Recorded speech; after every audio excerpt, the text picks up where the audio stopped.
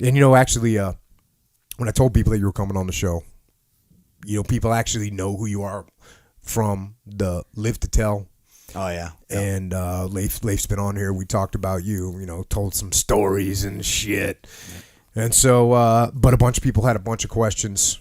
And, I figured we'd try and get through some of them. We won't be able to answer all the ones that I got, but I picked out some of them and let you take a look and pick out some of them. So, first and foremost, people just want to know kind of who the hell are you and where'd you come from? Yeah, it's funny. A few years back, we're all in Arizona, and I took a bunch of the guys in a platoon over to my parents' house. We had supper and everything, and it was wicked fun. Jeremy pulls me aside, and he's like, "You actually have parents? I thought you were born under a rock somewhere in the desert." I'm like, "Shut up," That was pretty funny. No, I'm from New Hampshire, and it's just probably like you. Yeah. It's not so much wanting to be a SEAL. I just wanted to be something different. I could have went like a biker gang or something just as easy, But, I figured I have a pretty good chance of staying out of the clink, this way. But, not always, but a few times, here and there. But the team's just suited me because everybody's the same. Everybody, everywhere you look, guys are doing what you would do, and they act how you would act, and it's not always great, but So and you got recruited though by some of the boys over in the PI, didn't you? Yeah. I wanted to be a SEAL, but I wasn't 1,000%, And I was in the Philippines, and I was like, all right, I got to do that. That's it. So I went and got a screening test over there in Subic Bay, and I smoked it, and they didn't have this long pipeline back then. I got there on a Friday. We got all gooned up and shaved our heads on Sunday, and we started Monday. That was it. Just, okay, go.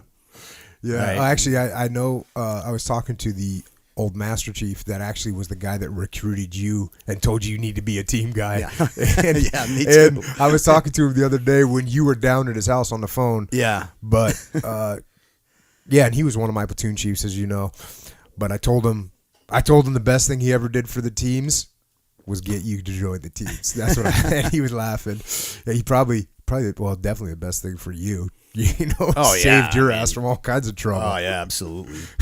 But it's just, it's the teams, between us, we got probably 46 years of team guy life. And it's so hard to put in perspective if you don't know what you're talking. You've never been there. Yeah.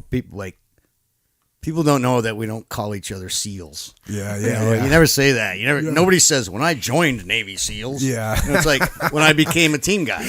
Yeah. If you say that, everyone just turn their head, go, you retarded? Yeah. Come on. It's really weird when you hear a team guy refer to being a Navy SEAL. Yeah. It actually makes you think, well, wait a second, this guy must not have actually been in the team. Yeah, okay, what class are you in? Yeah. Immediate interrogation, Yeah. with your hand cocked behind your back. I'm just going to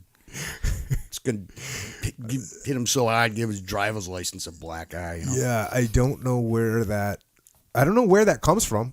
Where we don't say it. I guess maybe it's. I know when I got to Team 1, it was like, oh, you don't talk about it.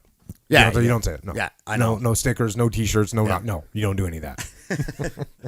I'm sure punishable by death. Yeah. You don't say anything. Well, we all thought we were going to Vietnam the next day. You think, oh my god, and after a while, you're like, all right, what's happening here? Yeah. What's going on?